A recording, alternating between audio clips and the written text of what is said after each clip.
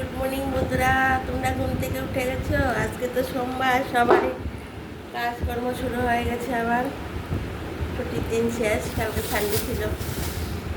তো আমিও উঠে গেছি অনেকটা আগেই। তো আমি আজকে রান্না করবো কি, কালকে তো মাংস টাংস খেয়েছে, যতই পাতলা করে রান্না করি মাংসটা একটু রিচ হয়ে যায়। এই দেখো, এই মাছটা বিশাল বড় কাতলা মাছ, ফ্রিজ থেকে বের করেছি, এখনো বরফটা যায়নি।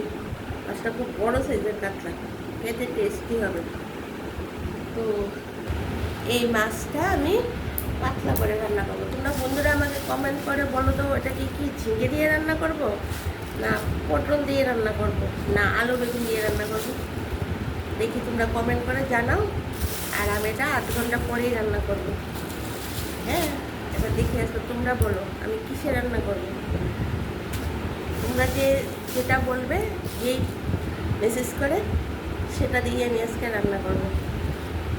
আর রান্না করব কি, এখানে ভেন্ডি আছে, ভেন্ডি সেদ্ধ করব।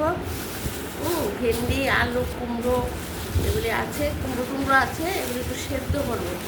কুমড়ো, আলু আমার ঘরে সেদ্ধ খেতে খুব ভালোবাসে, সেদ্ধ করবো।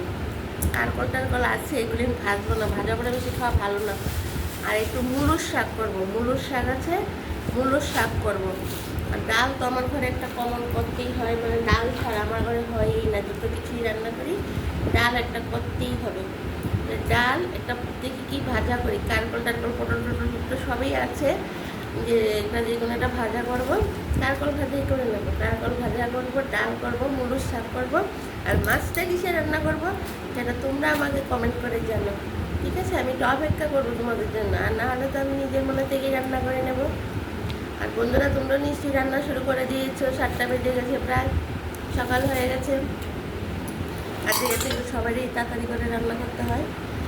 তো তাহলে বন্ধুরা এখন রাখি, পরে এই রান্নাটা, মাছটা যেভাবেই রান্না করি তোমাদেরকে অবশ্যই দেখাবো।